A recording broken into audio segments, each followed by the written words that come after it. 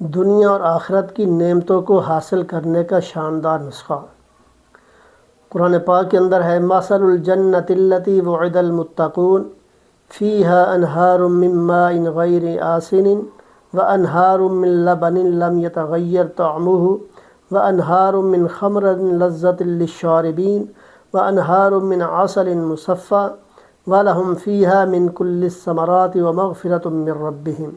سورۃ محمد آیت نمبر 15۔ اگر کوئی شخص چاہتا ہو کہ دنیا میں بھی وہ ہر نعمت سے نوازا جائے اور آخرت میں بھی، تو اللہ تعالیٰ اس کو کسی نعمت سے محروم نہ کریں، تو وہ اس آیت کو صبح شام 3 مرتبہ پڑھے، انشاءاللہ تعالیٰ وہ دین و دنیا کی نعمتوں سے مالا مال رہے گا۔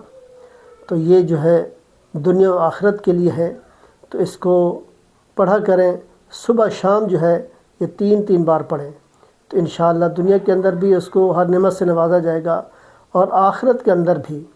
تو دعا ہے اللہ تعالیٰ عمل کی توفیق عطا فرمائے۔